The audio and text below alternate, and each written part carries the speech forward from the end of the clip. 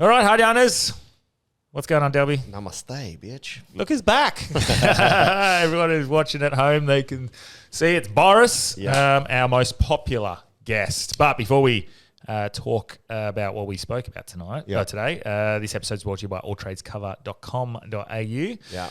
Delby, who do they cover? Oh, tradies. What do they cover specifically? Well, soul traders. Soul traders. Not like the ones that got held captive in today's episode, not those kind of soul traders, but soul as in individual traders. If you're a soul trader, if you've got a small business, they will do their best to cover you for your insurance needs. Yeah, and just drop our name when you get a quote, or if you end up going with them, it would be very beneficial to us. Yeah. Also by Kahuna Golf. So if you want to do something good for the soul and find a resonant chord, go out onto the golf course, find other golfers. That's my and meditation. You can feel angry for the rest of the day. That's my meditation some days, hey? Yeah. Just going out there. I don't even care if I play poorly. Yeah. I just like getting away. Like, bear one. I put my phone away. And it's just quiet. And it's a battle with yourself. And you're looking good doing it with Kahuna Golf on your head. Doing it. I've been playing with Macca lately and he's beat me the Yeah. last couple of times, bastard. But he's wearing Kahuna good as well, so that's why. So if you like it, we got the hats, we got the blade hoodies, we got everything. If you want to look good playing golf, Kahuna Golf on our Instagram, and use the code word HardYarns15. That's it, 15% off. Hell yeah! But what an incredible episode. Oh, we had great again. The psychotherapist, or you sort of out of that field a bit more. Psychotherapist and past life regression, and I don't even know. What would you call yourself? What are you now? What's your field? I don't even know what to call it these days. A story creator. There we go. Great stories. Well, the anyone who listened to the last episode is going to love this one. I did a past life regression last night, and then we unpacked it today, which was awesome. Do we recall exactly what we spoke about prior to that? Well, you didn't. No, yes. Yeah, we covered maybe a little bit of schizophrenia and how that fractals. We covered source. What else did we cover?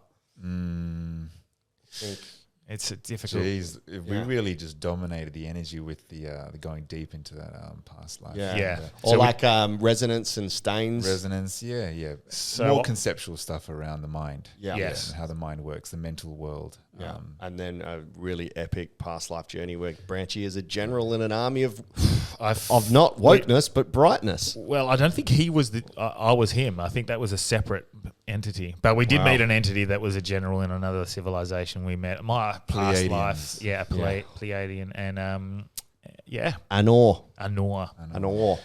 Very interesting. I think this is going to be another one of those episodes that goes berserk. Sorry, Boris. Make sure I have everything in place so my website doesn't crash. Yeah, perfect. But thanks so much for coming on, and let's get hard. Let's get hard and soulful. Let's get light. Welcome to Hard Yarns Podcast. I am fucking fat.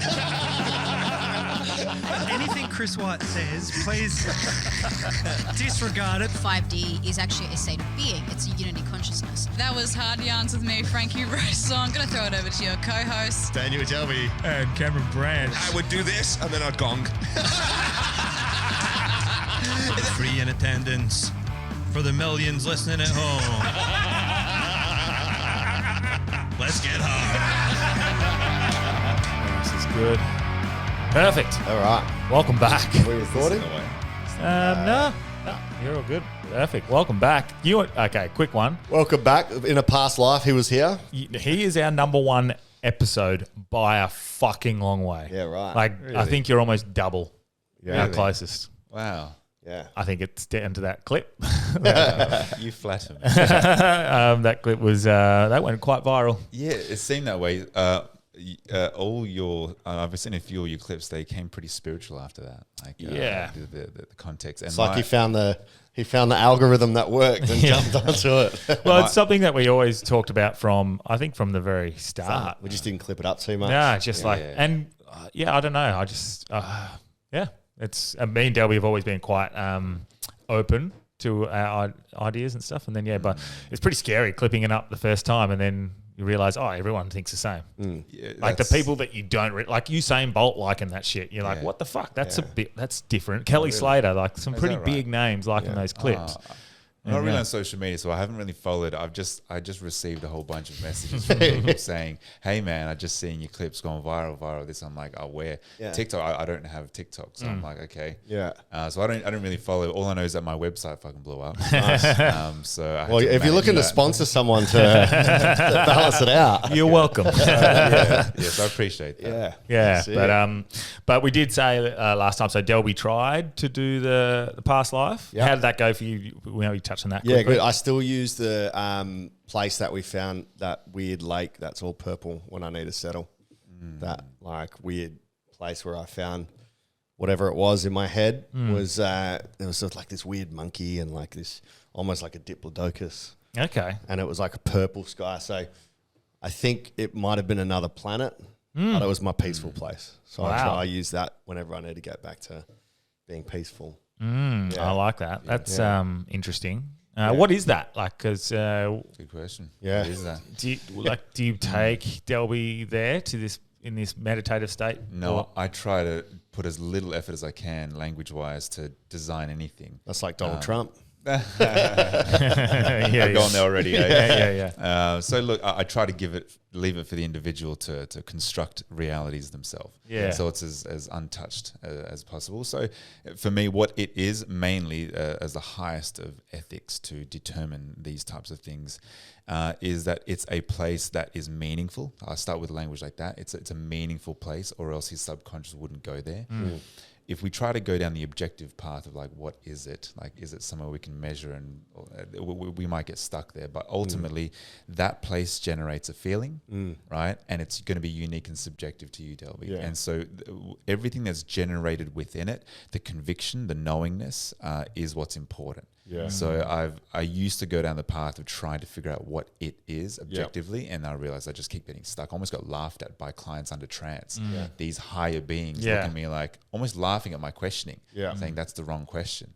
Trying to figure out what date is this, when did that happen, what's the names of this, so I can pinpoint an accuracy to make it objective, because I had a scientific mind, and I realized no, the individual's experience is more important. Yeah.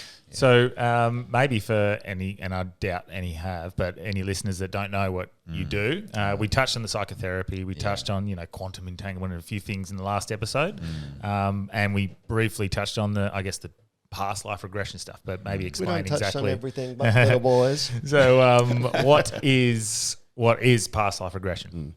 Past life regression. Okay.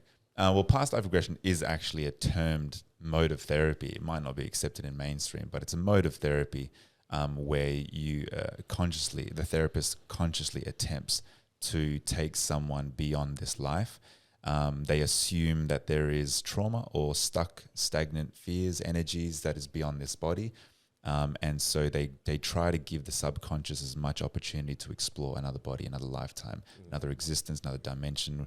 Doesn't matter what we call it, but it's the attempt to go beyond this physical limitation of the egoic mind. And so, there's actually training modalities that will try to train people into this.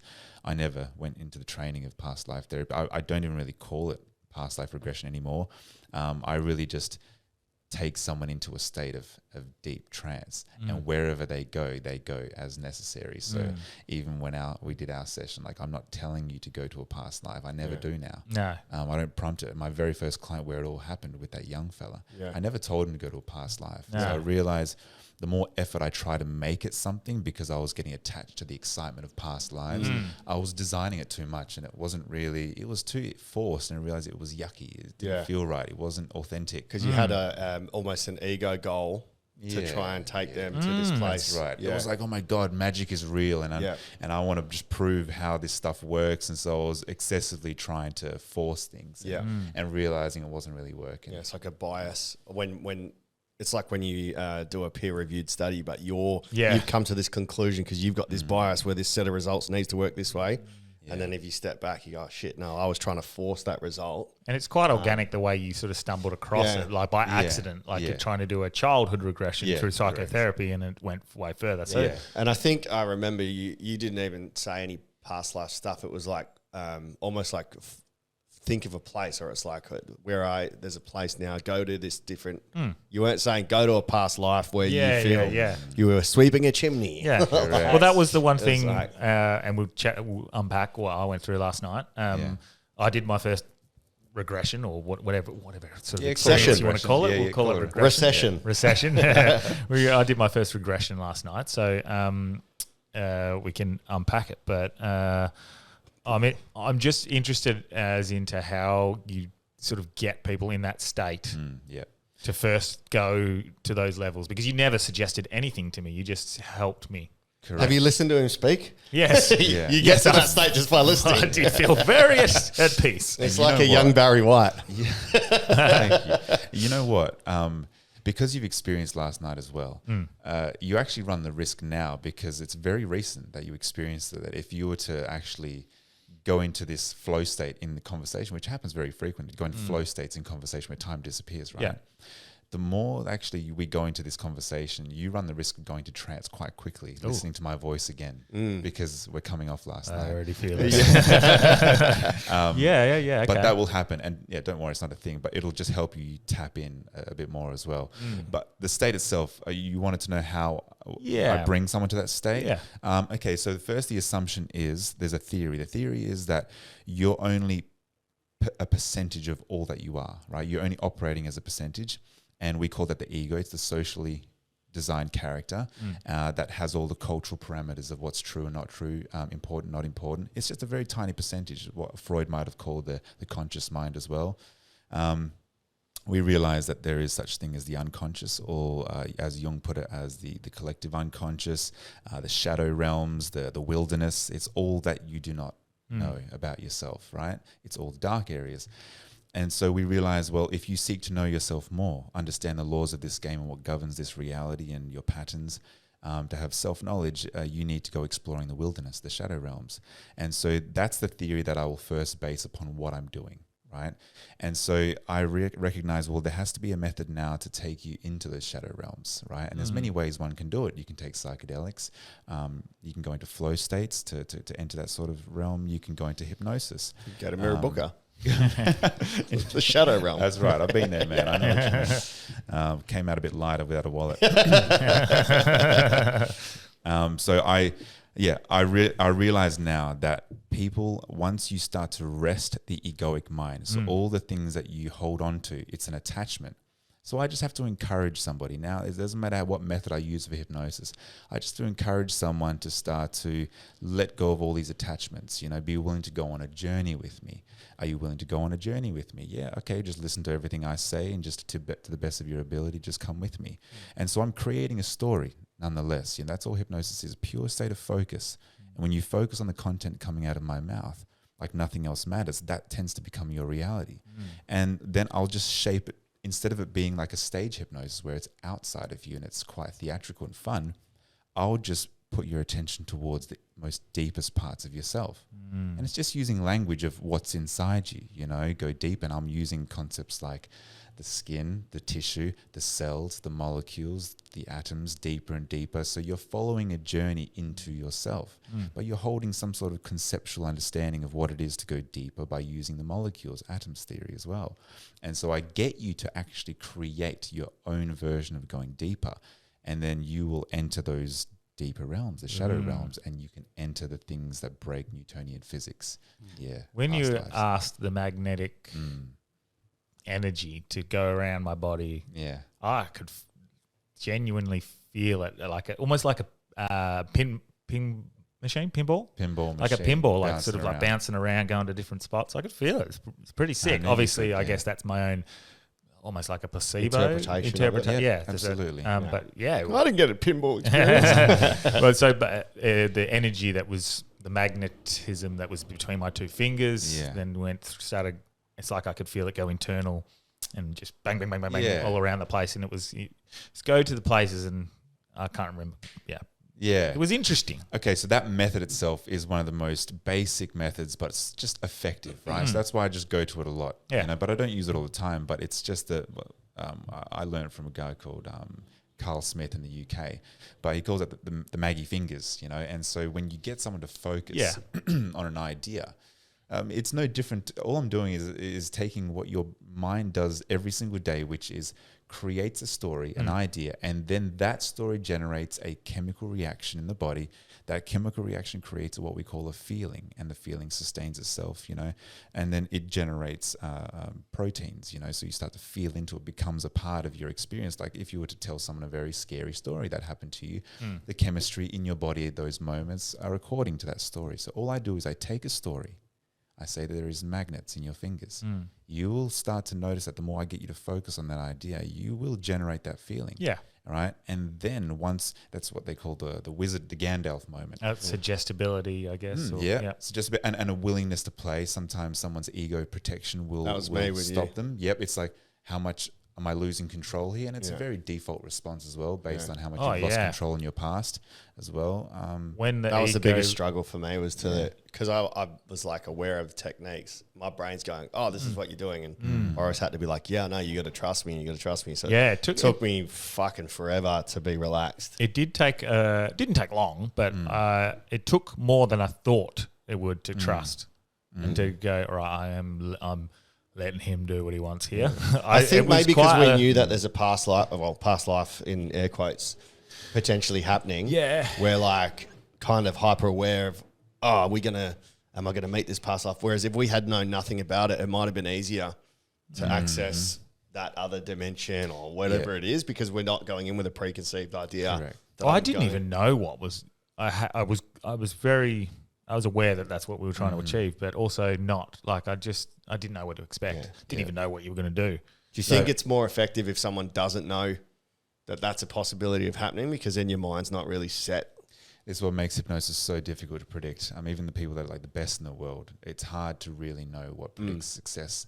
Because yes, sometimes, and otherwise no. Sometimes we know for hypnosis, anticipation and expectation is what generates the hypnosis. Yeah. So when someone knows and believes they're about to be hypnotized, that anticipation is what generates the hypnotic state. Right. But whereas if somebody believes they have to create something performatively, right, that's different now, because there's ego involved. Yes. Ego won't allow the unconscious to come through, or the subconscious to take reins.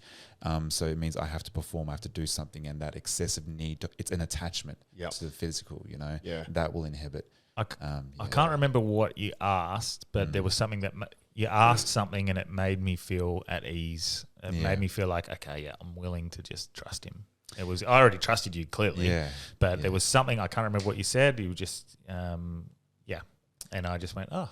Yeah, I feel fine now. I'm glad. I'll let you go. And so I think one's a combination of the voice, but it's not just that.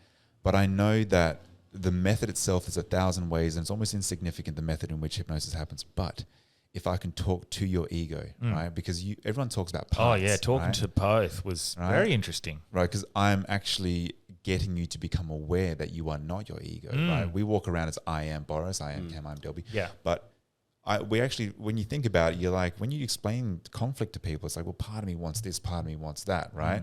We're always talking about parts. That's where parts work came into it, and IFS, internal family systems, as a therapy. But we're always we're fragmented. We all got multiple personalities, Yeah. And so what I do is I talk to that part of you that is defensive, Yes. right? And so I'm isolating it by using my language, and then purely by isolating it, the moment you become aware of something, you are not it. Yeah. Yeah. That's how That was that. reality. It's exactly how I felt and I think that's what it was when you said, I'm talking to you, the ego. Yeah.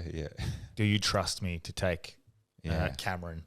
And I went, it was like this, like, there's two different parts. You're talking to a different part of me, and it made me aware of like, who is this? Who is Lenny? He's next. Yeah, That's our next who is guest. Lenny's next guest? Who is this person that I am? You're talking to the ego, and it definitely separated the two, and then it made me feel like I was letting go of that person, and my higher self was ready to just come in and take over. That reminds me of the ayahuasca trip that John Belushi's brother, I can't remember his name, the Belushi from the Blues Brothers, his brother, was saying he was really angry, he didn't know why. And when he had his ayahuasca trip, he was sat at a table, like a business table, and there was all these different like forms of spirit, but one was anger, one was ego, one was pride. And the anger one was at the head of the table. And it was like, what are you doing here? He's like, you need to take the shaman's like, you need to take your spot back at the table. Anger's been looking after you. Now you can say thanks, you've done your job, and put it back. And all it goes like sadness, happiness, joy, almost like Inside Out. Yeah. Have you watched that yet? Dude, exactly. Yeah, Inside Out 1 and 2. So But having so good. but Yeah. also having an appreciation for that anger. Yeah. To hey, you looked after this person for quite a while. Yeah. You're Not done. needed, Your yeah. job. Yeah. Put yourself back in that position of control. I love that. Yeah.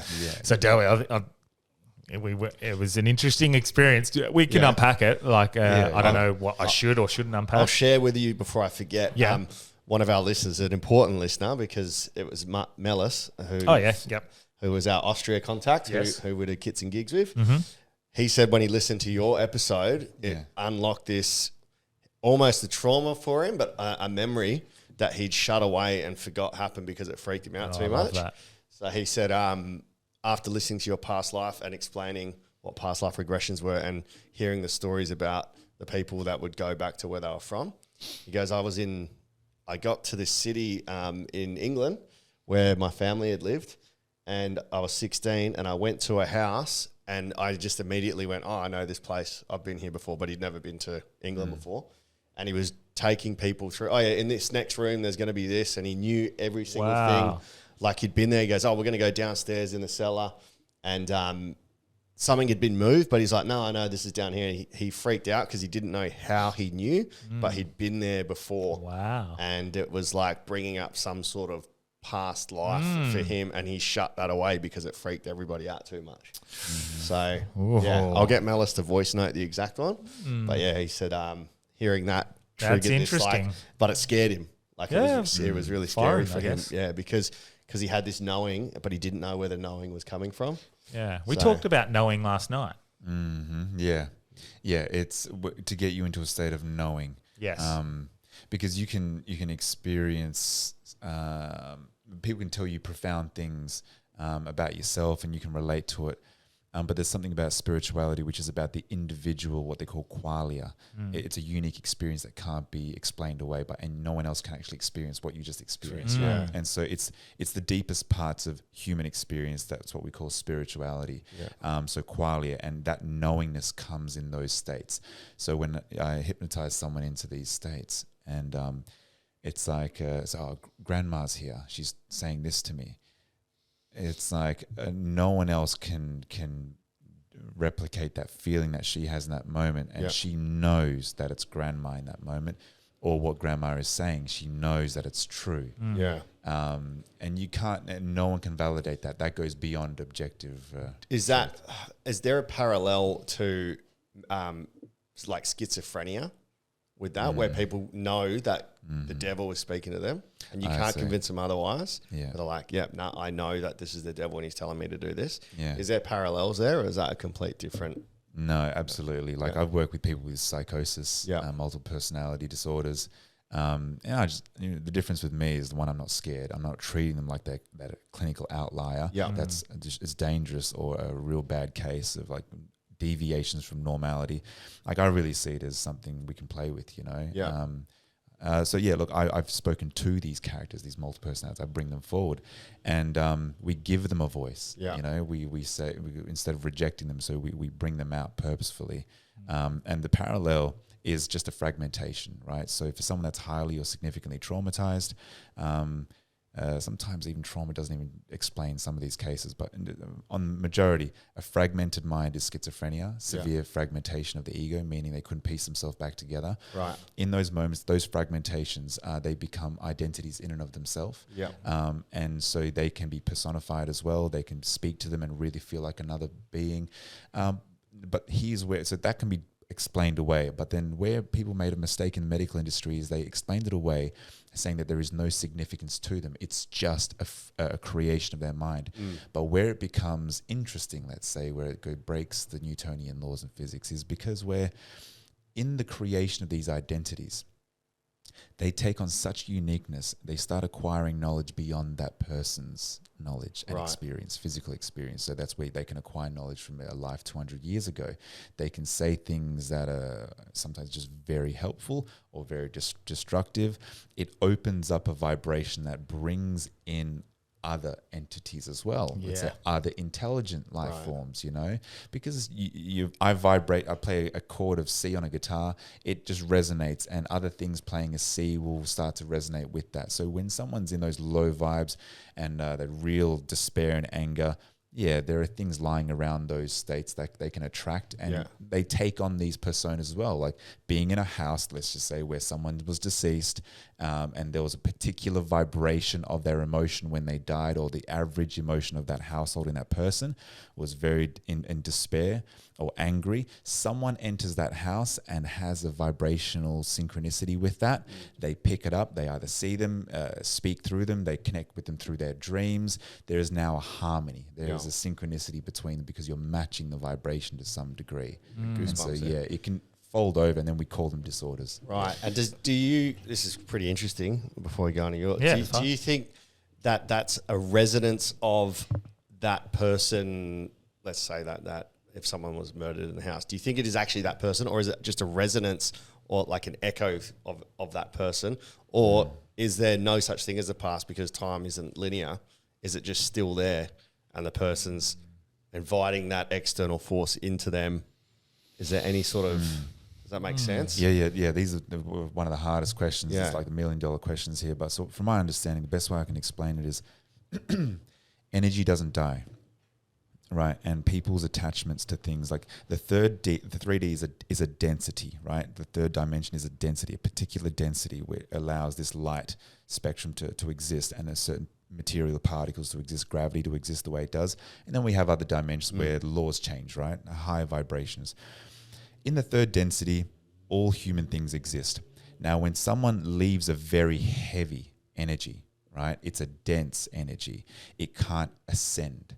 Right, it's still holding baggage. So things of fear. That's why we say all things of fear are a denser energy than love. Love is a lighter energy. That's why we try to make peace before we die, so we can experience a higher vibration before we transition.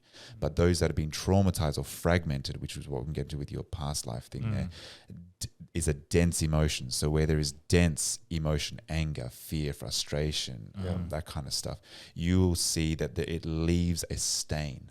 Which is why sometimes you walk into a room, it's like, people have been arguing. It's like, cut the tension with a knife because it's felt. So it leaves a density there. Now, if someone dies or they even leave the room, doesn't matter if they die or not, but there is an energy left in that room. Now, it just happens to be more felt when that person passes over. It stains that room, we find. And someone else that's either intuitive or just matching the vibration, they walk into it and they can absolutely interact with it. And so it's too hard to say that person is there or they're over here. No, there's no longer an identity of that being, so they are not there anymore. But all of their thoughts are there, so you can merge into that field, pick up their memories, visions, words, physical sensations that they had during that time as well. So it's almost like a resonance of that experience. Yes, it leaves a stain of that person's memories and experience. And would that also include not specifically the area, but the person that it might have been around? Sorry, say that again. So if it was me and like my grandpa, would that essence of what my grandpa was and he was around me, would that be what you would pick up or someone would pick up on? Yeah, absolutely. Which is why if you've met really good psychics, which I have now, it's like, they can, my clients have become psychic under trance, when they, and so they've picked up people in my field. So all things are mental. Oh, wow. Right? The first law of the Kabbalion, all things are mental. In the Hermetic principles, right? So when you understand that, it's beyond the physical. Physical laws come secondary to all things are mental. One field, one thought. So if I have a thought, a field of thought, picture it, a field of thought. In that field of thought, it has a resonance. So those that are intuitive or have broken through the veil, they can go transcending through the physicality. They can pick up my field. They know what's on my mind, the things that are most pertinent, the energies of beings that have been around me, the ones that are most important to me, they can pick up. And that's where you get different types of information transfers. They translate it differently with clairvoyancy, clairaudience, clairsentience. They all pick up that field and translates differently to the individual, but they're picking up fields. So that's the best way to think about it. So Is your there a way grandfather would have that. Is there a way to train that? Because every girl I know expects me to be able to read their field and know what their thoughts are and what they're expecting. That's because the feminine. So those that embody the feminine expect the world to be feminine. It's the world in the lens that they see through. Yeah. And so the feminine energy in metaphysical laws is all things that are abstract, the ether, all things that are not physical. It's chaos. Okay. It's unpredictable. It's emotional. It's ever expansive. So that's feminine, and which is why the female body that usually most embodies the feminine energy, it expects to operate Because Psychically. because feminine and masculine does not necessarily align with a Boy, man girl. or a woman, eh? No, it doesn't. It's not a perfect correlation as 100%, but obviously, Especially in you can see 2024. deviation. We got a lot of psychically feminine men who are transforming physically. Because I know I align with divine feminine. I don't absolutely. know why, Because but you're a cuck. yeah, I'm a divine feminine, and I generally I can pick out masculine, and I don't know Which why. is why, and know. I knew that before you even had your session, I knew you were going to be a great subject. I just knew everything about your energy. I could read. Yep, you're going to go deep. Yeah. So it was just as well. I was smiling so much at the beginning of this session because I knew where I was going to go. Well, Girls know I'm not going deep. So. I knew yours would be more of a struggle. Yeah. You know, and that's okay. But you have more of a masculine, which is a density. So looks surface wise, you can say you're both masculine looking, right? So it's too Damn simple. straight. Yeah. It's too simplistic, Yeah. right? So when you understand the metaphysical energies, right, the feminine energy is things that are less egoic. It's less physical. So the laws that bound this thing. So feminine is creation of all things. So it's the field of all things. Masculine is the consciousness, the pinpointing and accuracy, the bringing together to the creation of it, the focal point, right? So it's all things dense, here and now, organized order. That's right. And Yeah. into your psychic realm, Yeah. that's feminine energy. So to be in touch with that ether, to transition through the veil, the hypnotic state, to have access to your higher self with ease is feminine energy. Yeah, it's interesting you say that because I do feel dense and weighed down. I'm pretty dense too, man. Like, yeah. Yeah. I got a few dense mates as well. Is that? But yeah, I do feel a sort of heaviest, like more of a focus or more of like a bringing the way that you just explained that. That's kind of how I definitely feel when I'm trying to get to, what's it called? Bitch state. When I'm trying to get to that feminine state, I find it very difficult to lighten myself. And I'm interested because, like, obviously, like me and Delby masculine, me feminine. Like when I meet a masculine, when I refer to masculine woman, in that I'm attracted to that, and I think it works well. Is that always the case, or can they clash, or what's the go with that? A masculine woman. What do you mean by masculine? As in masculine energy. Caitlyn Jenner. The strength. There's a certain strength or something that I pick up on in certain women that I'm like, oh, you are of masculine energy. Yep. Yeah. So let's say there's a pattern there, right? And then what's interesting is picking out where the pattern comes from. People are like, well, is it my nature? Is it intrinsically me? Therefore, I can just allow it to be, or is it a traumatic sort of design where it's now a karmic loop that I keep picking masculine women and I need to overcome it? Yeah. Right. So they're not necessarily aligned and well matched. Okay. Let's just say, for example, I had pick one. A very powerful woman in business, very wealthy, and so she tends to pick men that she can dominate, you know, and it works, she says, you know. They're not exactly long-lasting or high-quality relationships, but it's necessary for her to go and do that, right? Yeah. I volunteer as tribute. Dominate you so easily. She's a man-eater, right? So her history explains that dynamic, right? Of really adopting the masculine form, really losing trust in masculine people in her life, and she's chosen to interpret and take on the role of I am the only trustworthy masculine. All men. Yeah. So the embodiment or the exaggeration of the masculine is the male body.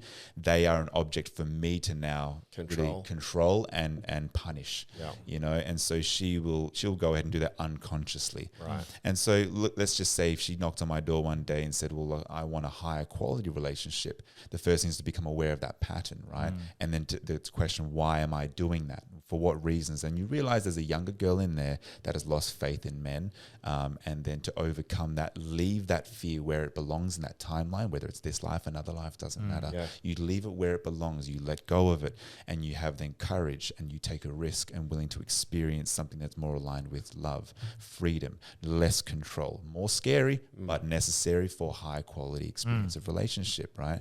Now, in terms of intrinsically, is she just meant to be like that? I don't think there's any accidents either. So this is where it comes in. But there's no accidents, Boris. It's like, the forging of her masculine energy has great purpose in this world.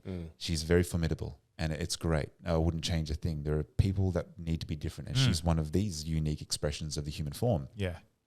If she becomes conscious, she can now use it as a tool. It's a mask that she puts on. But an unconscious version of her is destructive, scratching her head wondering, what the hell's wrong with me? I can't have anything good in my life, nothing sustainable. But if she becomes conscious, she realizes all of my wounding becomes my strength, becomes my capacity. My masculine demeanor has purpose here, here, and here, but not here. Yeah. So the consciously awakening person realizes that I am not this, I am partly this, and it's useful here, but not here. Yeah. And when So we you bring it say- to work, but leave it at home. Correct. You know? And so when we say consciously aware, or is that just an awareness of exactly what's happening, or exactly what sort of traumas you have? Yeah, I'm aware of my impulses. I see my effect, and I see the patterns across time. Yeah. Right? So it's I see myself. I know what I'm doing, rather than the world is doing it to me. Yeah. So like thought watching. Well, it's the exact same thing we did with Davey Rowe. Just doing it with a bit of a different spin on it. Yeah. It's like I am, I'm unworthy. Yeah. And then that's created that belief that, belief. so they match up perfectly, those two experiences and those two different ways of explaining. Well, and this is interesting because all three experiences that I've had that I've done through the podcast, and you had your mushroom experience. So the mushroom experience, the Davey Rowe childhood regression experience, and now the past life, all had very similar breakdowns and very similar themes. Of course it does. This is what I want people to know as well. You don't have to go into past lives, right? Because all the patterns and the fears that are stuck in those other lifetimes are presenting themselves now. Yeah. Or else it wouldn't be significant. So if it's not here and now, then it's insignificant. Put it that way, because there's an overarching theme that we're here to let go of the past, stop being attached, which means let go of past lives as well, all that I did. So if it's not presenting itself in some meaningful way now, some pattern of karmic cycles that is destructive or not helpful, it might be stuck somewhere else, but if it's not here, then it's insignificant. So when we go looking into the subconscious, sometimes subconscious says, let's look in childhood. But you'll find that, say, this person was sexually abused in childhood, you'll find that there was sexual abuse in 10 other lifetimes, right? Yeah. And so it doesn't matter where we find it, because the point is, look at the wounding, look at the conclusion that you made about yourself, about what you are and what they are, what the man is, what a woman is, how safe am I with this type of a being, what is my role here, am I powerless, do I have power, right? So all of these conclusions that were made at the staining of these events is what stays with you in the karmic loops. It's an energy, it's a mental energy. Yeah. So it stays in the mind, of the ether of the mind, and it gets recreated in loops until one sees the pattern and then transcends it by seeing it to become conscious. I see my patterns and I'm choosing to do something different, as scary as it is. Yeah. That's the hero's journey. Now, we focus on the negatives, right? Like everything we spoke about is, this stain happened in the past. We need to let that go because it's not useful to me. What about the flip side of that? Yeah. Where, these great things happened to me in the past, which means I am fantastic. Yeah. Or I will be okay because, I've had this great feeling. Ooh. Do you need to let that go as well? Daniel. Right? Because, I like that question. Yeah. Yeah. Well, because that's difficult, right? Because if we're saying the past has these negative effects that we need to let go, if the past has a positive effect that we need to let go, don't we need to live presently, so we need to let everything go? Yeah, well, so correct. So what's the aim? What are we actually here for? If you believe that humans are here for something, well, you have to define what that thing is. And if you have to let go of things, or why, what's the purpose of letting go first? If you want to define why it's necessary to let go, then it'll become clearer. Yeah.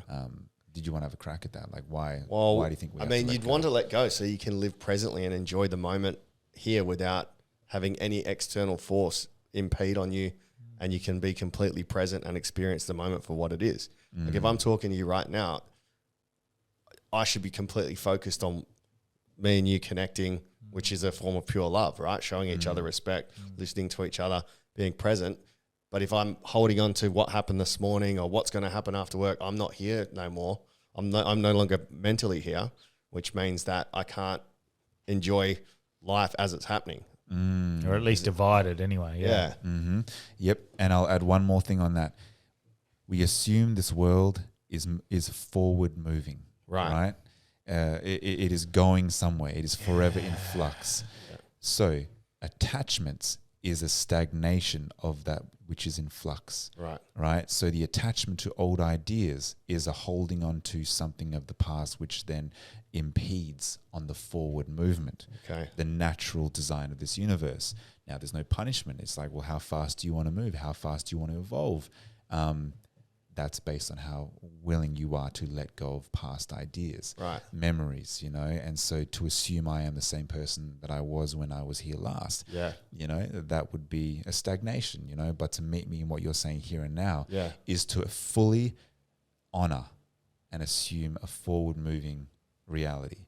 I see you here and now and I assume nothing. And so I'm living presently on what is being created in this moment, what is unfolding from the here and now. And so it's an honoring of a natural pattern of this universe of forward-moving flux. But that would be a 3D forward-moving because the reality is we're probably not. Correct. So because we are in human form that experiences this reality as linear, then that's the one we're honoring in this moment, that it is moving towards something. And because, we've chosen, we don't get to relinquish the human body. That's where death is, right? But so long as we are in human form, we don't get to ignore laws. And one is that we experience it. It's not the ultimate truth, but we experience it as linear. And it seems to be forward moving and evolving. Right. And so because that is true, as something we can all agree on, that it is forward moving and we want to create new things.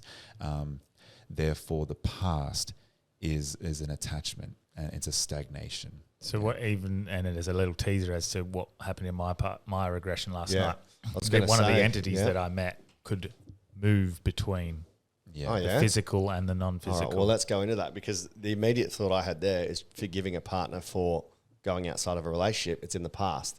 You're like, well, I have to meet you here presently, which would be a great excuse. But if we're living present, you can't drag the rest of the shit that's happened between years. Yes. Let's go into your experience then. Yeah, well, you're definitely going to have to help me a bit with this. Yeah. I guarantee you won't remember all of it. No. Yeah. I have a brief memory of certain things. I remember, did we start with the energy and where it was located, some sort of trauma potentially, or like a pain or a feeling? Yeah.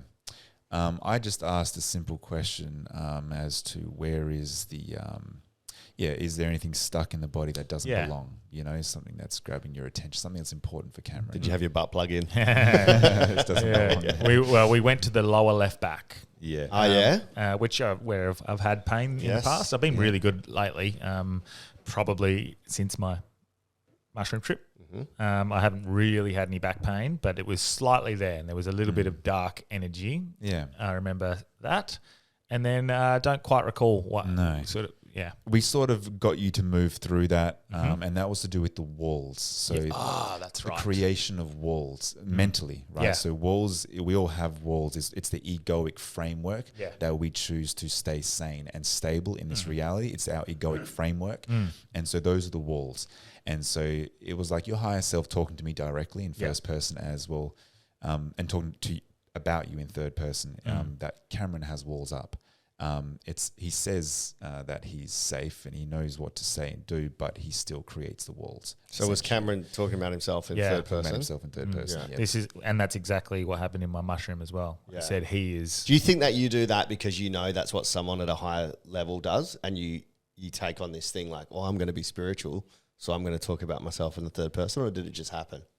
Oh, I don't know. I don't have any control. I think it's my higher self. Yeah. Yeah. In that state, remember, because you're all one. We're all one thing, right? So, but because we're so far from home, the one source, it fragments. That's the Big Bang. It's the expansion. So we fragmented into many, many things. So now we're experiencing the viewpoint of one vantage point, being the Boris, the Cameron, the Delby, right? But to know ourselves and get closer to home, which is the one, we will see and we will fragment our consciousness to understand ourselves more, right? So we will separate ourselves into parts, the higher self, and then there is the experiencing self. There is an angel, there is a guide.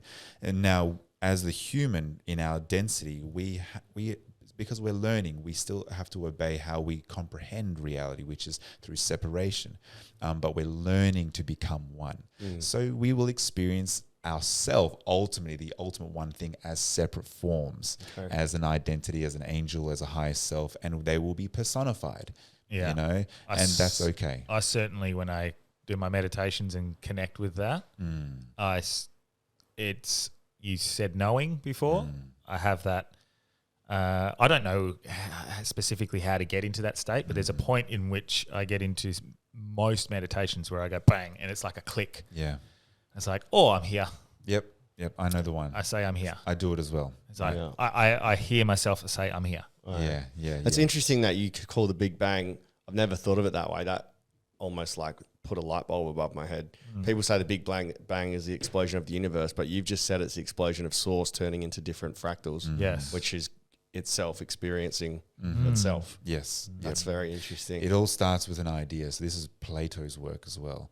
But idealism or essentialism is the philosophical framework where they argue that consciousness is more primary than material. So versus physicalism. So the idea that in the beginning there was an idea. Yeah. Right? And so that's the first thing, was an idea. So if we just use the word God for now, God had an idea and he asked a question, who am I? What am I? And so he splits.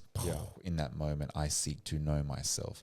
And I seek to know myself in every possible configuration, iteration, and permutation that ever could be. Boom, and the expansion and the mirrors are created. Mirrors are just every particle and light. So particles and light used to create the mirrors of thyself. And here we are experiencing one of the vantage points. That makes me feel so weird thinking about the fact of that, like the concept of nothing beginning to think consciously, expanding, and then eventually coming back to source, to nothing. Or that's a program run by a different source. Yeah. Just the fact, that we are proof of existence. Yeah. There's something happened. Yeah. Something happened. Yeah. There was something before nothing, or there was nothing before something. I love that theory. It's odd. Yeah. So we've just talked about the creation of the universe from your walls. From your walls. So how did you get past the walls? You get Jon Snow. So my walls were up to protect, and doing a good job at protecting myself, but also not letting things in, like love, abundance, Mexicans. Just not. Delby's back, but not letting in. Yeah, it was not letting in love, not letting in these things. So they served to protect, but if they've got that barrier there, you can't let in the good things. Yeah. You're blocking out the bad things, but you're not letting in the good. Yeah. And I remember, jog my memory, but I remember saying I knew that was the case, and I've been trying and I've been doing well in that respect, but I hadn't quite completely knocked down all the walls. Because there's a fear still? Yeah, potentially. I can't remember. Who's that? Do you recall? Yeah, it was to do with the internal battle between your best version of self, which is the embodiment of the higher self, which has a flow and has an intelligence. It's you become the conduit of light, Yes. right? And it goes through you. You felt it, right? Yeah. So the conflict is between the embodiment of that state. It's like everyone has that best version of themselves versus that ego, which is the need for social acceptance, right? And so, well, I'll be ridiculed if I say this. I remember I'll be saying that. right? I'll be ridiculed for thinking that. Yeah. And so there's the conflict that every human faces. Right? Yeah. Because what you were saying in this moment is what I've heard countless times from people's higher self. Yeah. This is the internal battle that humans are facing. Yeah. Is that what is most pure coming through me versus what is my egoic self that is sustaining us. And it's not needed anymore. Yeah, because I felt it was arrogant and embarrassing to suggest that I could possess a higher self within me and conjure it at my own. Well, that's exactly what I just said to you there. Yeah. I felt, that's how I felt. Yeah, exactly. I felt that very, embarrassed. I didn't want to own it. I didn't want to own it. 2 questions from that. One, you just said that that's a common theme between a lot of higher selves.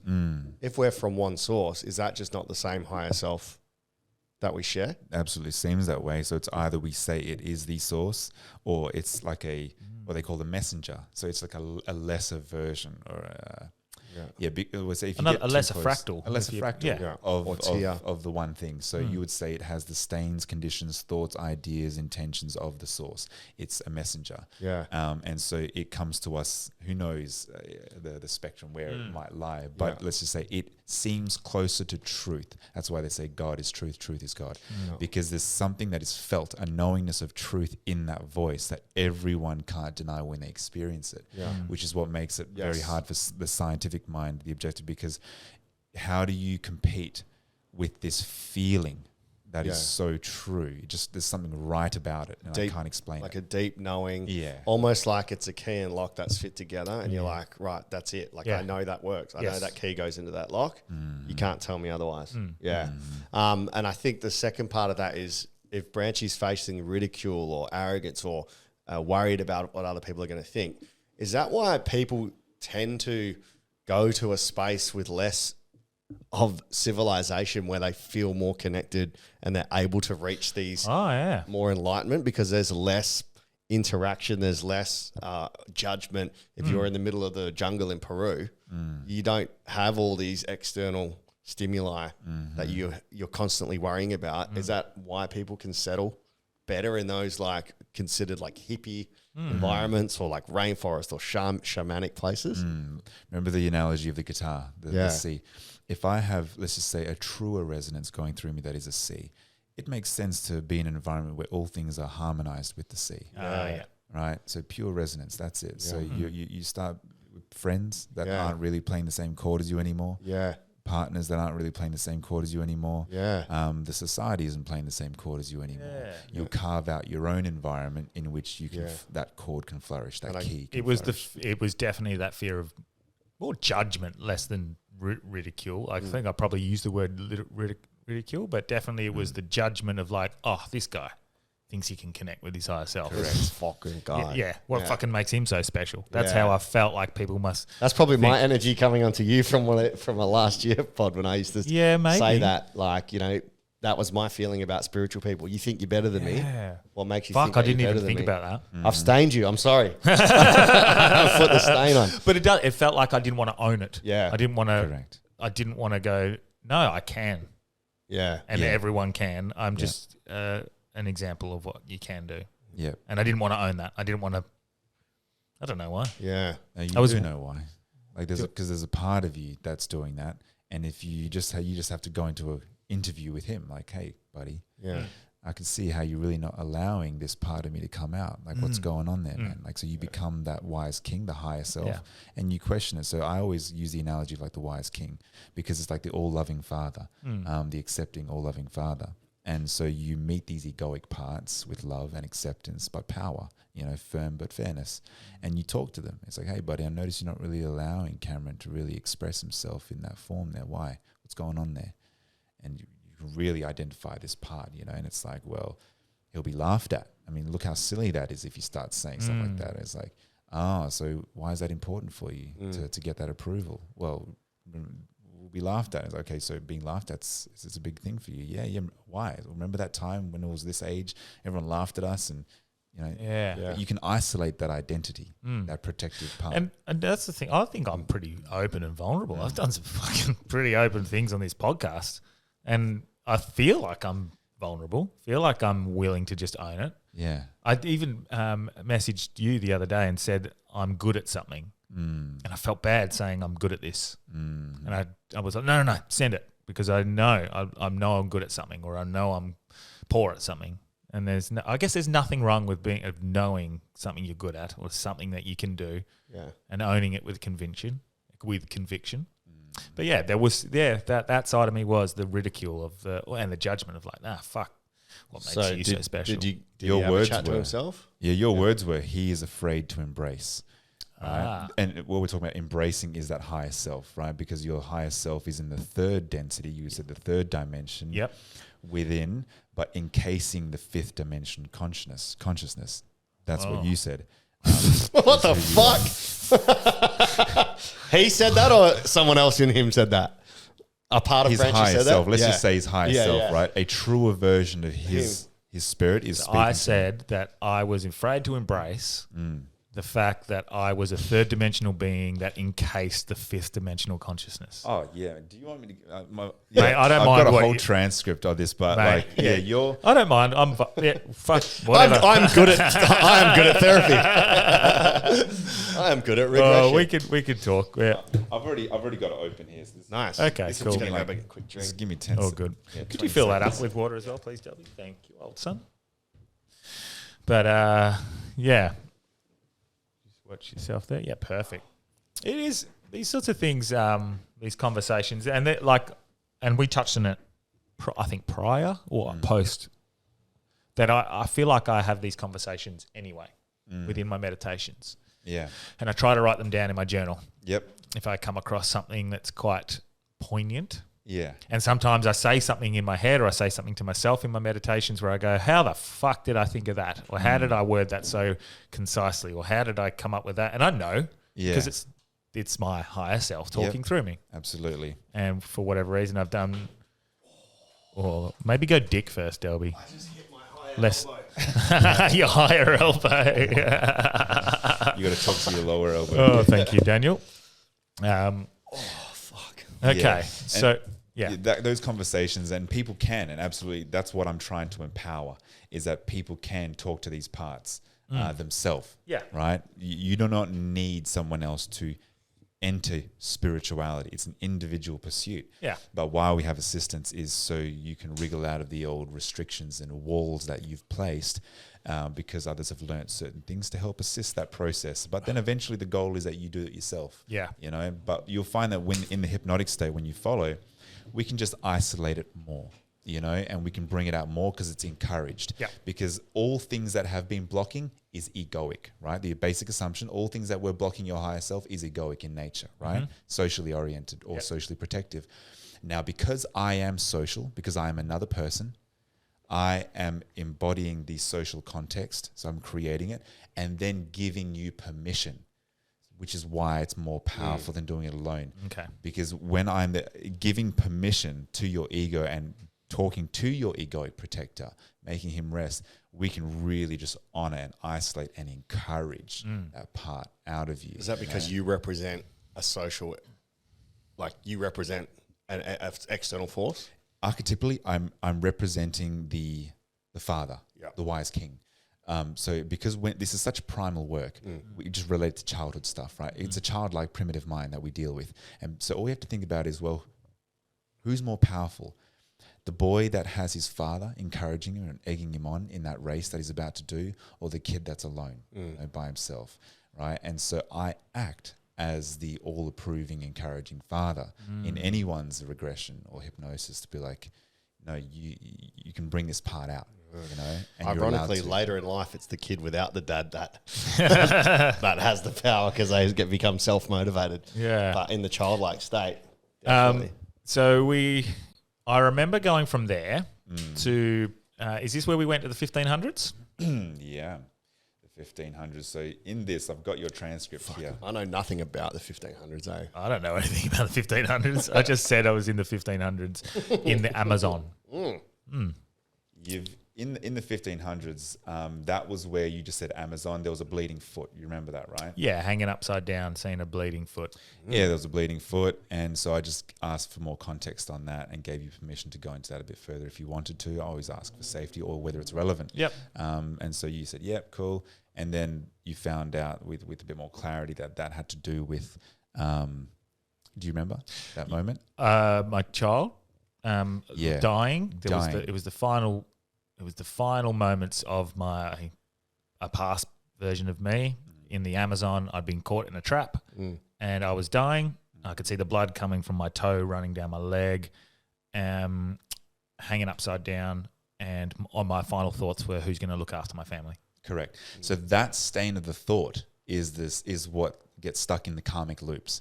Death is just part of the cycle. It's insignificant. So death isn't the thing that traumatizes. It's the stagnation around humans. Yes, around the death people. did not feel in any way No. painful. This is common. It just felt that was the end. Yep.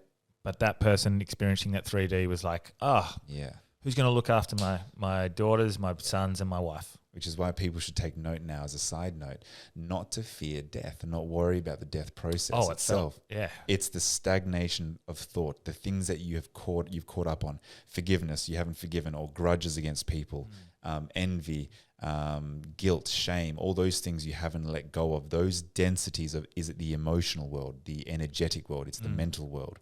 Those are the things that you should fear being stuck. So move towards forgiveness, letting go.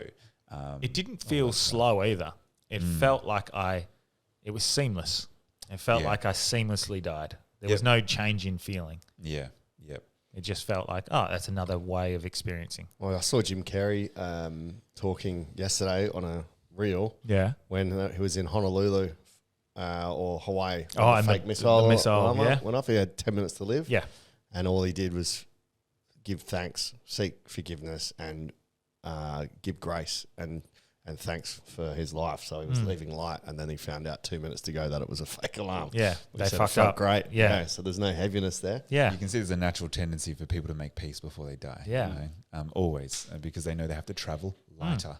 Remember about leaving densities? Yeah. It's a fragmentation. So no, you're trying to become lighter, which is all things love. So if I've hurt Gratitude. you and you're listening, I'm sorry. Please yeah, forgive me. right. I love you. Yeah, and it's a feeling. It has to be felt rather than an intellectual idea. Yeah. That's no trick to it. And so I remember, I don't know how we got to this point, but we related it to my overprotecting my daughter. Yeah, so this is what's important for me. If I was being a good therapist, which I think I was in that moment, is to not get caught up on the death itself, No. but to ask you what was your final thought, what was your conclusion, which you told me. The last thing you were saying was, who will look after my children, who will protect my family, Yep. and then death, right?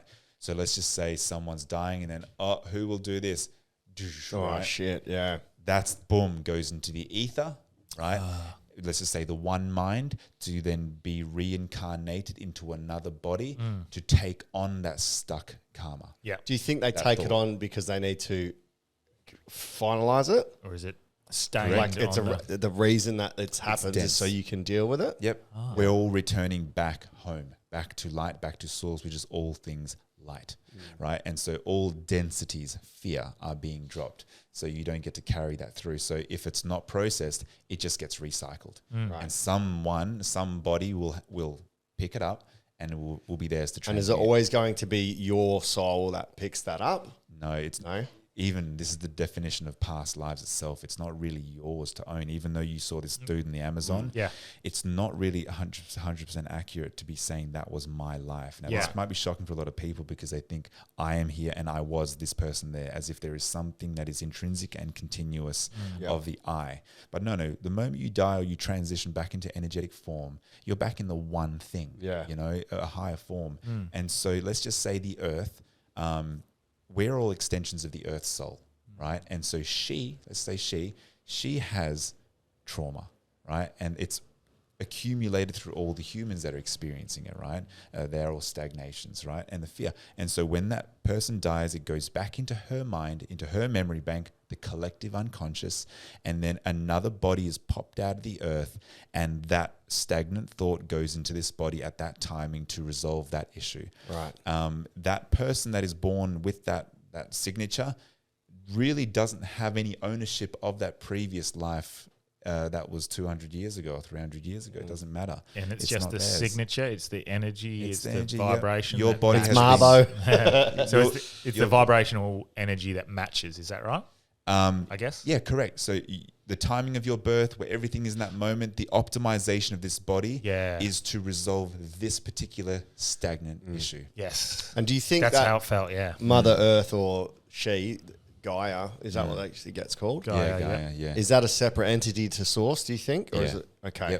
Yep. Just another fractal. It's a fractal. Yeah. Another Okay. fractal is from what I've experienced. When I asked you that, right, who will protect my family, I then asked how it's influencing this life, right? Because now we have to make a connection on why it's relevant for Cameron, really. Yeah. Like, why is this coming up now? Yeah. And so the assumption is, I already know that it's impacting you in some way, right? But to always make it a question rather than assumptions, right?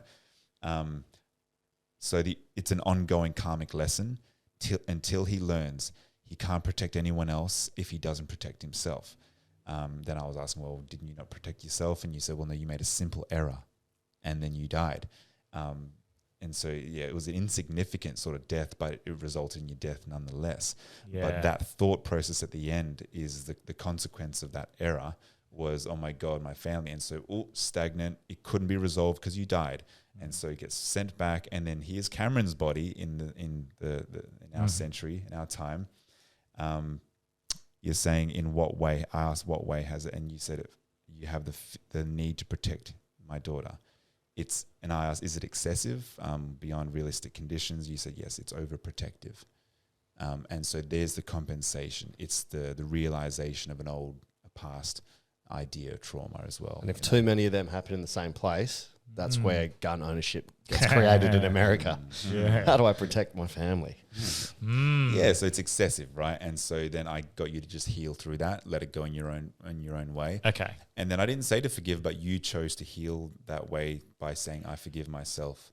It was an accident, bro. You got caught in a fucking trap. Yeah. Like- I So did. you I would have remember had how. I guilt. forgot that. Yeah, you would have had guilt around that. Because I was the one that made a stupid error and then couldn't protect my daughter. And now Cameron's body is compensating for that. I forget. Yeah, that's right. I forgave myself. I forgot. That's how you leave it in that timeline. I forgive that body in that timeline, which is why the origins is necessary in that moment. So See, you can leave it there. And The I fact never that would you have. forgot, is that because he's forgiven and is gone? Correct. And this is how we heal the earth, how we heal the one mind, how we all do our part, is to pick up something dark, turn it into light, let it go, resolve it, forgive it, gratitude for it. Okay.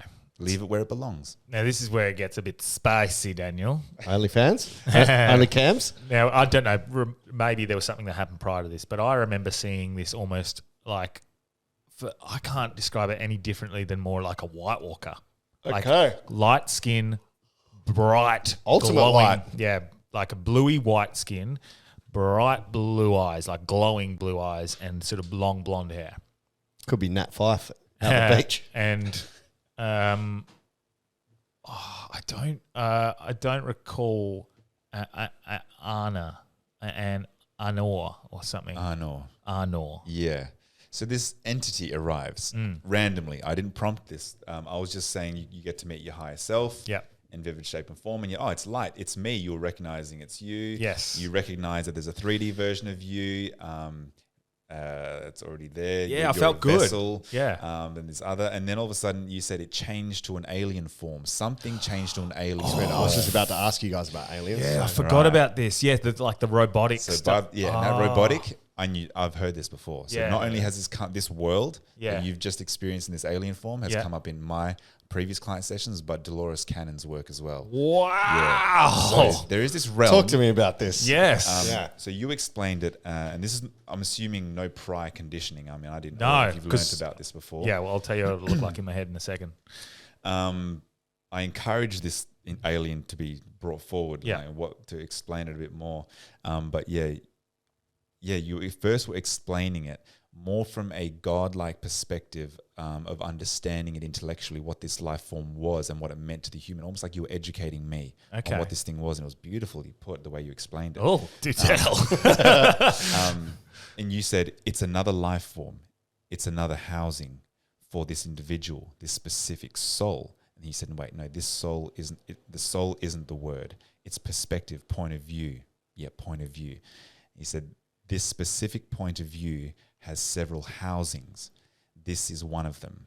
It's ancient. So this alien is one of the perspectives, one of the points of view, one of the housings I'm getting of an weird. overall thing. Yeah. Right. Feelings. Is that an overall same source as us, but a different? Correct. Right. Yep. Going back to some fractal where we connect in the family tree. Yeah. Wow. So you being one of the housings. Yes. This alien form being another one, but has a connection, an entanglement with you. Yes. Particularly. Specifically, Cam. Yes. Because it's coming up for him in this moment. Right. That's all we Yeah. can assume, right? But let's just say it's multiple, right?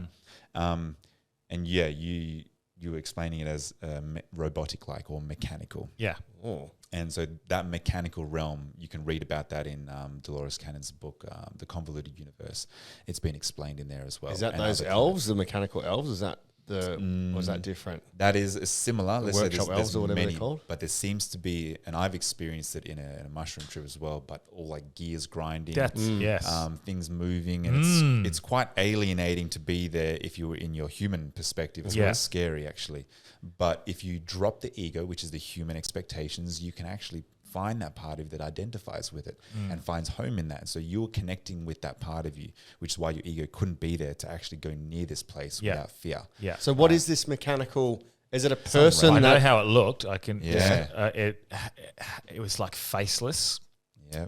almost clear tissue skin surrounding like lots of gears and something mechanical or robotic, and then it was like, like the morph bodysuits, like humanoid, but then like it had this like almost a tusk, but it was like almost looked like an antenna that went up from its nose and like a spike, and faceless, no eyes, just like this. do you think that's an early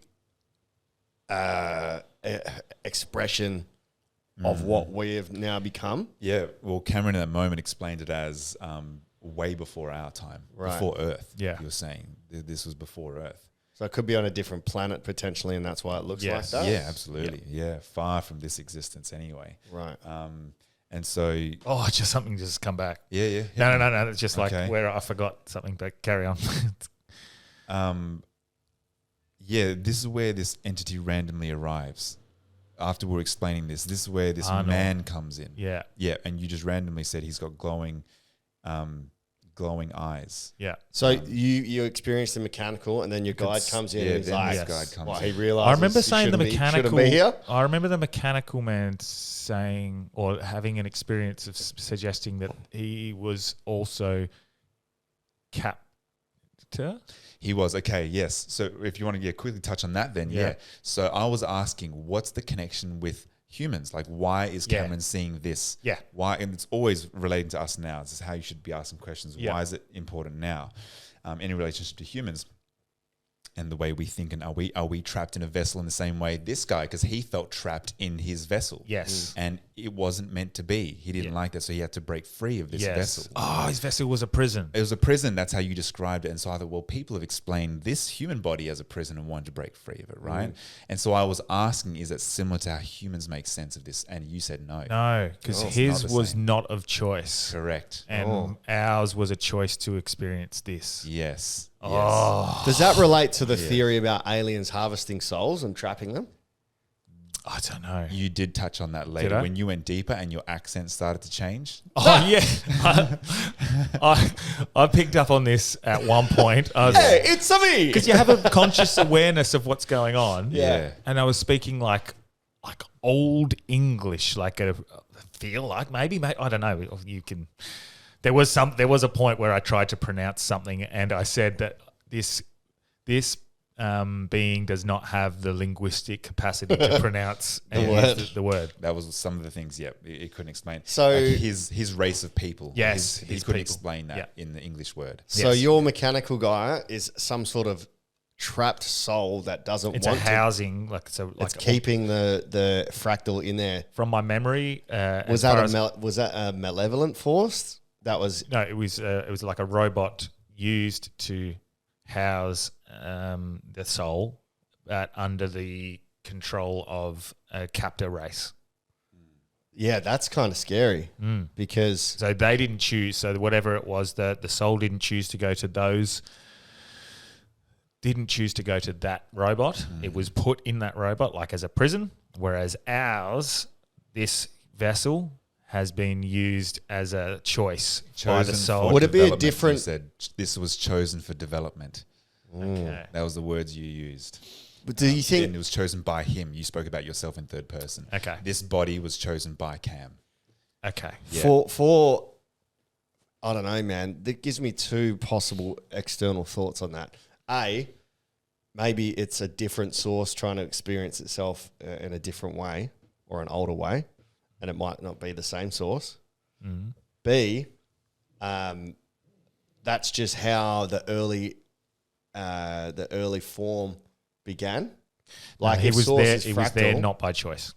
He yeah, was but not- if that's like if the source fractalized early no, in life, he'd been put there by a captor race. So he'd been placed within, or she, or whatever it was placed within that robot as a prison to experience that world, whatever it was, and he had to learn to escape. Did he? Yeah, we didn't get into the details of. I feel that would sorry be for an the internal robot, thing. man. Yeah. Yeah. But this one seems to be chosen more for development. Is that anyway. a reflection of AI? Potentially. Like it really? It felt like, as far as I could tell, it felt like this was an artificial housing, like a being. It wasn't the being that was you should feel sorry for. It was the soul that was placed within this being. I feel like that's AI. If we're creating AI and we're encasing it in a computer and it can't escape, we are the capital race. You get into that later, actually. Yeah. When you Okay. start fully channeling this dude. Okay. You actually start explaining how certain like bodies are selected for certain purposes with their intentions to usher in the change. You went into full detail about that. Fuck. Okay. Yeah, like Cool. significant detail. But yeah, we So started what talking. did the guy do? Was he there to help? He came in. Yeah, he was absolutely here to help. And Yep. you said to me, he actually wants to speak through me. So he was asking to channel. Oh. Right. And so, because I was just going to be like, okay, tell me what he says. Why is Yeah. he there for? What's the significance? But no, you said, he wants to connect. He wants to speak through me. Yep. He wants to speak through me. And what did he say? Then I just said, okay, we'll make sure it's safe first. I always do that. Is it safe Permission, for that? yep. Permission. Yep. And he said, yep, Cameron's given the nod in the distance over there. Yep. So cool. All right, so it's done. The merging is done. I just usher in that shift. And that's when you can see a distinct shift in your voice where this thing starts speaking through. Have you got the audio recording of this? I do. Yeah. Yeah. Cool. Yeah, it's all like right here. Yeah. Do you actually want to see that part where it kicks in? Or Oh yeah. If that's potentially able to happen. yeah, it's right here. Oh, I camera's don't know if the gone mic off. will Hold on. pick it up though, but it'll just be out loud for you guys, Yeah. Hold on. Let me put it to the. I'll sort that. Yeah. Cam's, That's all right. You guys. Cam's cam has just died, the camera. Is this something you've experienced with lots of different clients? Yes. Yeah, I have. In different forms, or is there a string of familiarity between his guide and another interpretation of someone else's guide, or do you see the same kind of form, like the same kind of explanations? I tell you, the themes are the same. So when we experience these entities, these conscious entities, in the way that they come in, it's very similar. They always are in love, like they come with love. Yep. They always want the best for my client. Yep. They seem to have an all-knowing voice. Yep. They are very asking for permission. They are quite humorous. Right. They take things. They laugh at how serious we take the world. Yep. And all of our things and trials and tribulations here. and the overarching messages are the same. Yeah, okay. Which is this person needs to let go. The walls thing, there is a version of them that they are still trying to, but they're taking this too seriously.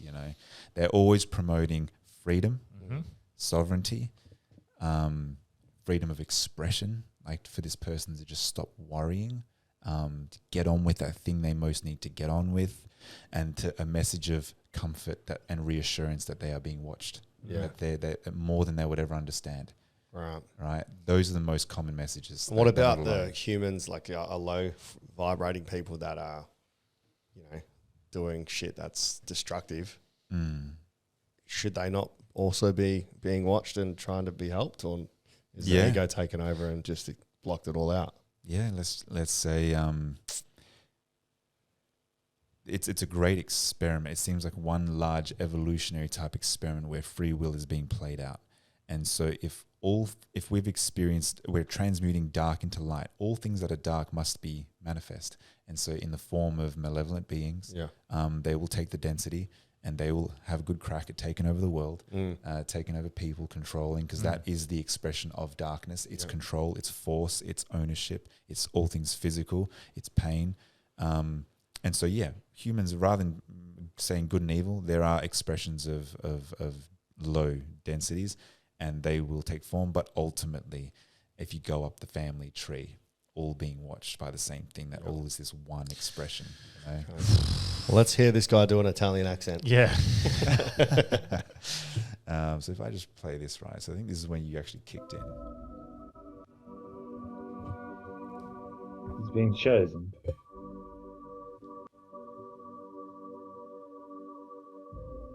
Keeps thinking he's going crazy.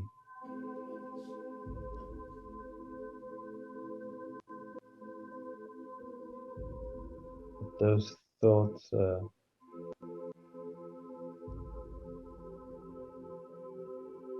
only hindering.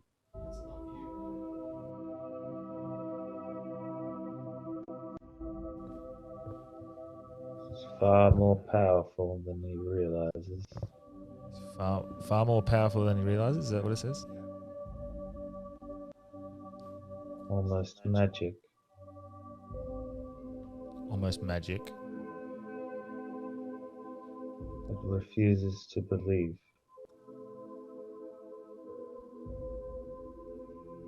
He's chosen. He's chosen. Chosen. Embrace. It is not arrogant. It is not arrogant, so we're actually going back in time. Oh, Not foolish.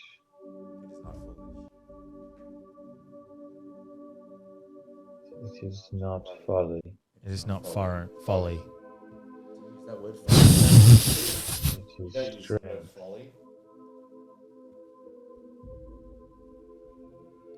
To believe.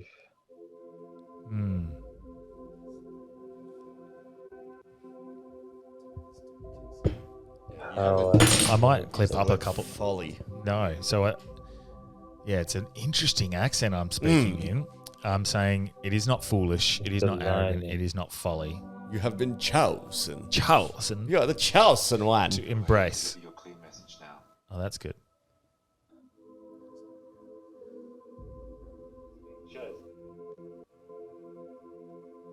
Mission.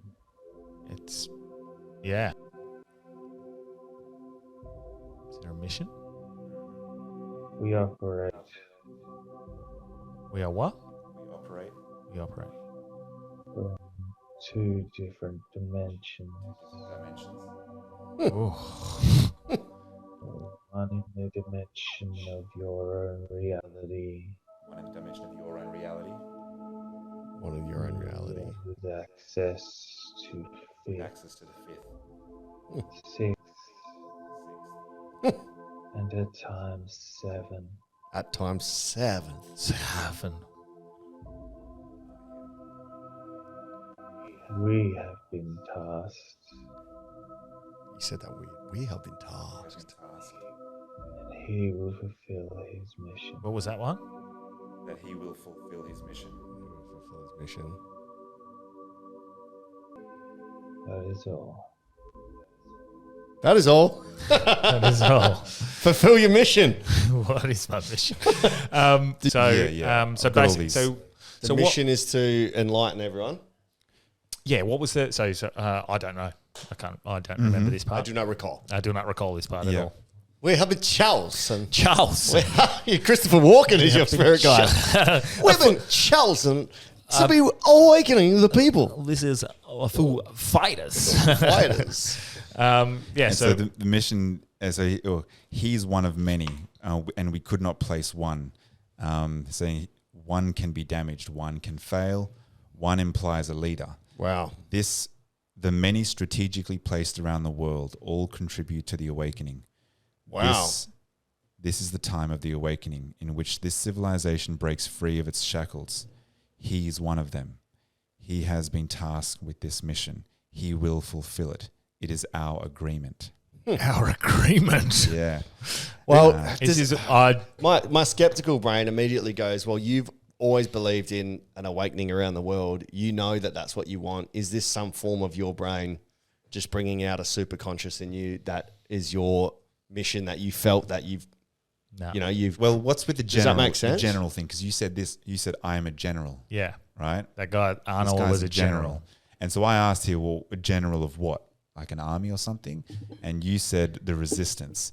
There are some not so kind entities. They inhabit this planet. They have lost. Wow. They have lost. Yes, they have. But the mission is not over. Programming remains. The last remains of the captors of this planet still draw a breath, and will have and they have lost or something. But there are many like them. Well, I feel like this is either one influencing the other, or this higher self influencing you, because this is something that's come through with you in general, saying that you've told me in our chats, you're like, they've already lost. There's a breakthrough. Oh, you've said that to me as you. You're like, but it's lost. We're going to move forward. That was in regards to politics. No, but when I'm talking about the elite forces and people trying to destroy the world, you've said they've lost. Like it's all happened. So I think there's parallels potentially from this other dimension coming down and influencing what your actions are. I don't know if that's how it works though. They're connected, right? It's hard to say chicken or the egg, but they're connected. That's the best way to put it. Yeah. But listen to this language, just because I want to put this to you, because this seemed foreign in the way you language this. Saying the shift is here. We have overseen. Free will is interesting. We cannot disrupt free will, but we can eternally by placing non-original cells that have the potential within the vessels placed around on the planet Earth. What the fuck does that mean? That's what you're saying, right? and we calculate the best soul at the best time. With a 90% success, they are all remembering, which will then help others. So it's like through the cells and the specific timing of birds and all that. Oh, wow. With a 90% accuracy, we can calculate the effect that this person's going to have on this earth. We can't disrupt free will, but they can, through this method of the timing of the planets and all this structure, right?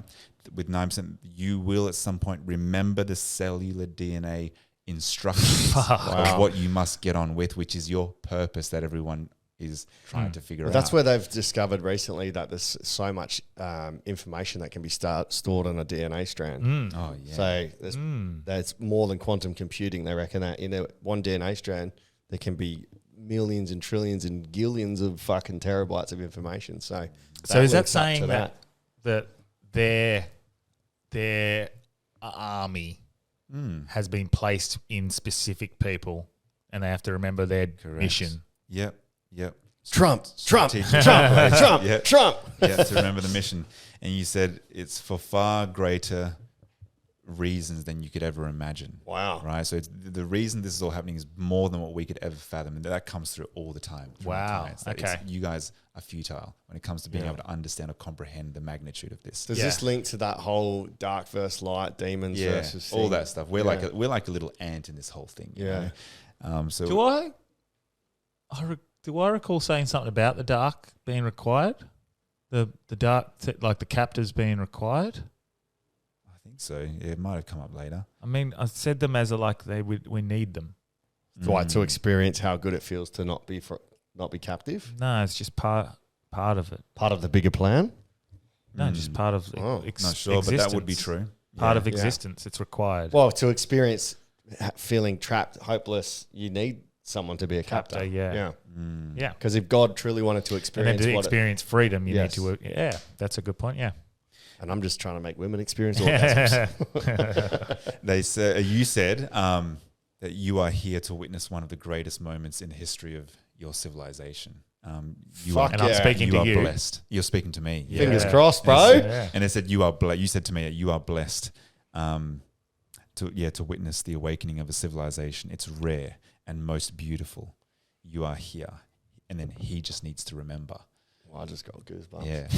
Oh, fuck. Well, it looks like the podcast is on to bigger and better things, ladies and gents. Jesus. So what did he need to remember? So What did I need to remember?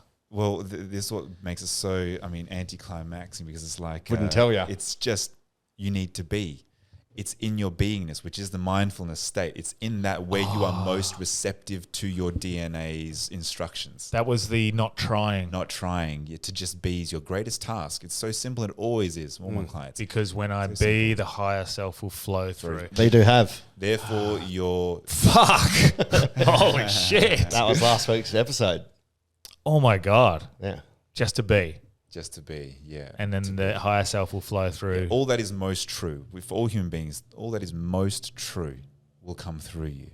You know, it's without resistance. So remember, we're in a distracting society where it pulls you away from your authenticity, your authentic self, right, of who you think you need to be. And it's some average version of everyone amalgamated. So it's your role to what Carl Jung spoke about, the individuation process. Yeah. And it's where you become the expression of your unique DNA expression, you know, whatever instructions are there. Yes. So maybe if you're listening at some point this week or today, go find a space away from all the hustle and bustle and all the different chords that are playing outside of your car, your house. Find somewhere where you can just resonate at one place and just be. Okay. I'm a be. We've got about 15 minutes left. So Okay, well, you spoke about, I was asking where you're from. I didn't even prompt it actually, but have you done much research on Pleiades? I know the Pleiades. Well, I don't know the Pleiades. I know the Pleiadians are they? They're an alien race, aren't they? Pleiadians? I don't know. Haven't met them. They've been brought up a lot in spiritual circles. The Pleiadians or Pleiades is a star system, but the Pleiadians would be those that are which from there, you know. Yeah. So you explained that you were from there. That's where this voice was coming from. Was a Pleiadian. They are the ones watching and instructing. Yeah, and they're the ones that see the dark forces here and are getting involved. Okay. You know, and are giving instructions to us to wake up and remember who we are. And I said, why? Why is it important for you? Yeah. The way you looked at me, well, didn't really look, but your demeanor was like, questions. Like to me, like it's the right question. Like, why is it important to you? Why help us? And then you went to a very beautiful explanation saying, well, we went through what you would call the dark ages. Where you're at now is what we would call, as your reference, the dark ages. We went through this awakening a long time ago. Yeah. Right. They're now at a state you explained as where we can transition between the third and fifth dimension as if you guys are taking a breath. That's how easy. It's like another sense for us. Yeah. You said we can just switch between third and fifth like that. And it's so normal for us, right? But we were once where you were, where we had captors, the dark forces, right? And it's happening to you now.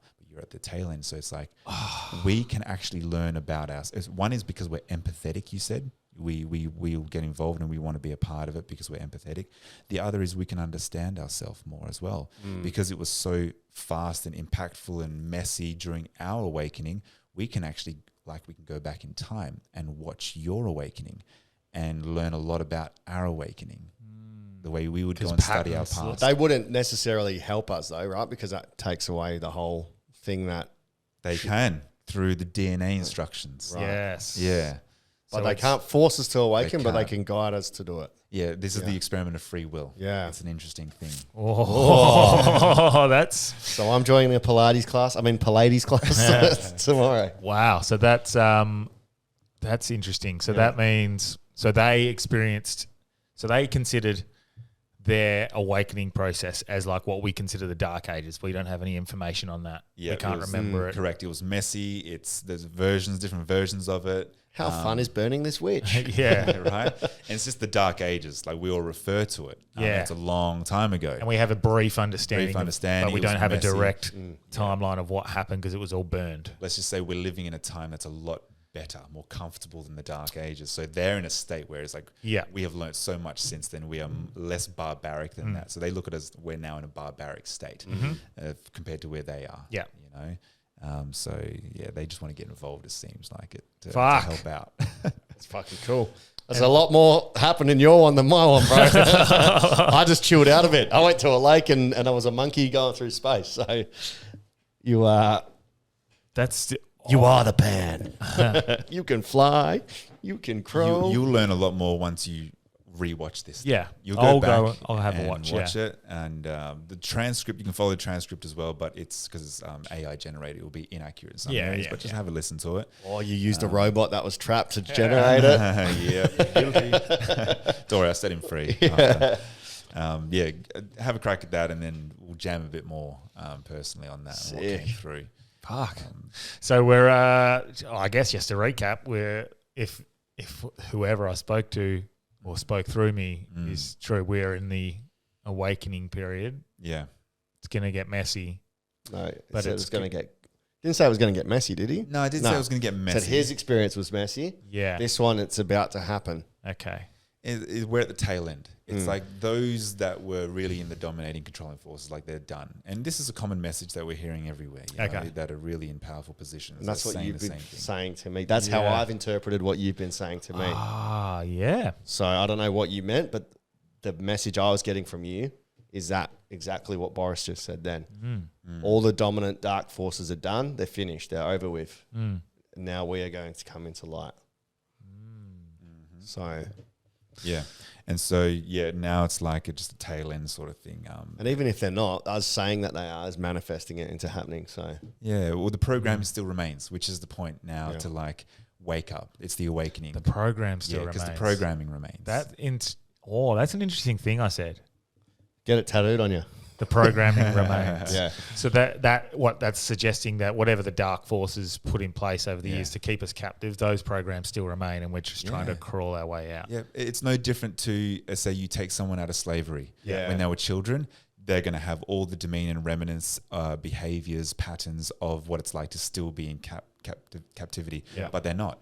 You know, and so we all operate like that. A traumatized body. You It's know, like when you break an elephant in, and you've got the thing on its foot, you take it off, and it still acts as though. And I'm interested. Surely we all have these sorts of tasks. Yeah, we do. Like like if Delby could get to that point where he could get into his head enough, he would have. I find the only time I'm in flow state is on stage, where I'm not thinking about anything else. Okay, that's when I'm most present, completely, like focus on the one thing. And I don't think we all have to or are meant to, right? You actually went through a very wise, you'll find it in the transcript as well, where you went and explained that there's no rush. You explained an analogy of a butterfly, because I asked about light healing. Can we heal through light? Yes. You know, and to explain that, and you just sort of laughed at me and said, well, some can, but they have no ego. The ones that can actually do it, they have no ego, therefore they don't talk about it, and they know that they won't have any freedom if they did expose what they can do as well. Yeah, because everyone would be rushing towards them for help. And they would be, commercialized. They wouldn't have the freedom, so they just use it within their own little quarters. Makes the most sense. Yeah. And you also then explain, plus the other side is a natural evolving process where it's like you don't rush a butterfly you don't rush a moth or a butterfly from a caterpillar. You just allow it to happen. You explained this to me. Yeah. And you said it's the same thing with the capacity for light healing. We're on an evolutionary trajectory. It's like let it happen and let it evolve in the way that it most needs to happen. And so when it comes to the densities of people, like some can do this, some can do that, there's no wrong or right. It's just some are optimized for different experiences. So those that are more masculine and dense have a different purpose, to be optimized in that. We don't all have to be this. We can all be in that feminine and channel in that way. No, there are different rules. Someone's got to build things. Someone's got to be dense. Yeah. Excuse me. A bit of a sneeze there. But I think we're getting close. Was that who is there? I'm not sure. I didn't have the number saved. Potentially, But- but I do need Wait, to yeah. sneeze now. Hay fever's catching me. But Programming's coming out. yeah. I guess that's it. Just Yeah. be. I'd say, yeah. just And be. I don't have to try to do anything. Don't I have think to you've just labelled the fucking the episode. just be. Well, yeah, I'd say as a passing message that, yeah, like everyone is trying, our task here is to get rid of the programming. And so that is to start at home first. That is your own programming. So it's very easy to go after the society's program, which is there, and we can fight against it and it's necessary, but start at home. You all have conditionings, we all do, and so the awakening process is to go and look at your own story and how you are operating unconsciously, and then just things are just happening, and then it's destructive in some way. It's not leading to more love. If it's leading to more fear and destruction, then have a look at your own stories and the programming which you operate from. Break free. Nice. I can't wait to go actually have a listen and unpack some of the stuff that I said and did. Funny that you was don't great. remember it. Yeah, I remember. You got Bill Cosby by a hypnotist. I remember like 70%. Spiritual Bill Cosby.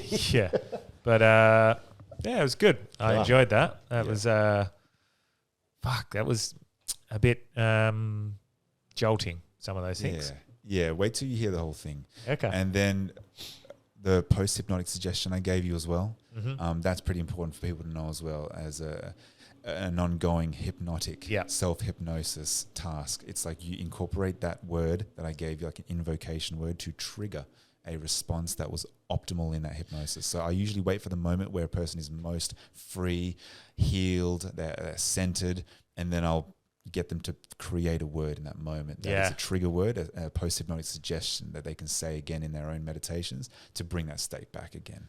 So Mate, yeah, we're use that. definitely going to get you back on again. We'll maybe talk about higher self and these sorts of things. There's still so much, man. So much to chat about. But anything you want to plug before we finish up? No.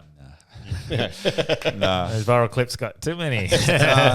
Look, I think the way I'm working now, I think so. If you want to go to my website, probably, just find me there. If you want to collaborate on something or have me work. I don't work in traditional psychotherapy anymore.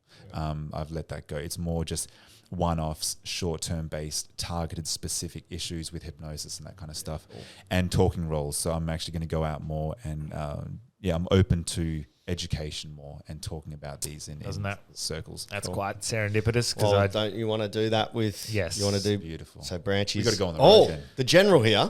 The general. He wants to hold big, a convention. Conventions with speakers like yourself. I'm being called to go and do that. Yeah. Yeah, to bring in that. there we go. We've got even like so I'll tell the jokes. You guys do the spiritual So stuff. I want it's more like I'd like someone like Workshops. Boris to talk. I'd like someone like Dr. Stephen Bright to talk. I'd Yeah. like someone like Greg Heyer and Mitch Johnson to talk. I'd like to just get this That's coalition. perfect just for that. Yeah, I just love a coalition of like people who And are Jess, all in if she was different, different like entrepreneur, like spirituality, psychedelics, mental health, all of those sorts of things, all within one like conference. Yeah. And just be yourself sort of conference. Dude, that reminds me of the Bart Simpson where it was the Do What You Feel conference. Do what you feel. And because he goes, Bart, why did you do that? He goes, I felt like it. Oh, I don't remember Be that. like the boy.